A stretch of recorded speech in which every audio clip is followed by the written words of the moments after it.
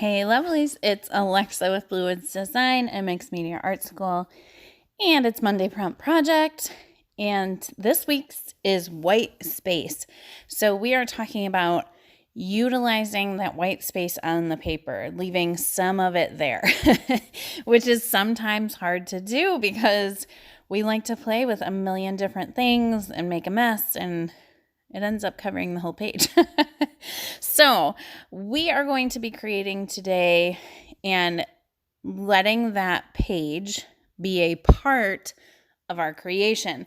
And so a lot of times, ones that I see that I really love that use white space is they will think about creating one line or two lines, basically a visual band of color for your eye to follow, and then creating within that band of color. So whether that's layering stamps or stencils, putting a focal image, that's kind of what I'm talking about.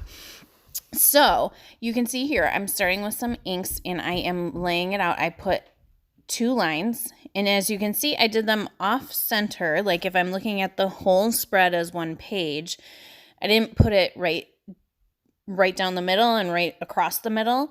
I put it just down a little bit and over a little bit, and that's to create some visual interest. So most of my white space will be in that upper left and actually a little bit in that lower left as well.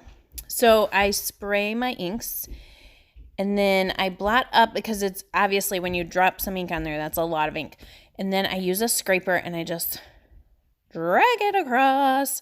And this is like one of those, you got to let go of control because it's not going to go in a predictable way. And you have to be okay with that. So remember, this is just kind of how I'm getting started. But you will see I will layer all kinds of goodies on here. I do, let's see, what else do I do? Oh, right now I'm just kind of putting some gesso to push it back and blend it in with that white space a little bit. But I do take some paint and I do some stamping, and I do it with found objects. So the first stamp I do is these little peg pieces that I got, like they're like craft little circles made of wood, and I mounted them onto a piece of cardboard and I use it as a stamp. The second stamp I'm using is actually made out of 2 tape rolls. So like the empty tape roll when you've used Scotch tape and you have that little thing in the middle. So you'll see I glued those onto cardboard as well, and I have a stamp now from it. So I want you to be encouraged to use things around the house, find little bits that could be considered a stamp. Like you don't need to go out and buy a bunch of stamps. You can just grab something that has an interesting texture. So you can see this is actually kind of like a dark green. Even though it looks really dark on the screen, it is dark, but there's definitely a green tint to it. And I'm just going along those lines. So all of my activity, all of my arting will happen along those 2 lines. And I will be creating within that. From here, I end up using some light and fluffy modeling paste. And if you're smart, you wait until it dries. Well, I guess not if you're smart, because I purposely don't wait till it dries, because then my color mixes in with my modeling paste. But if you really wanted it to be true white, you'd want to let it dry.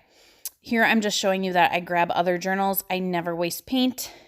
I mean, I do, but I try not to. So when I do have like a decent amount left over, I grab a couple of journals and I just scrape it in one of them, and then I scrape them in a second one. And this one, you'll see I actually grab a actual scraper and kind of put some texture into it with that. And then I'm going to create like a focal image, and the image that I'm creating is a little collaged centerpiece, which it's not even a center because it's off center.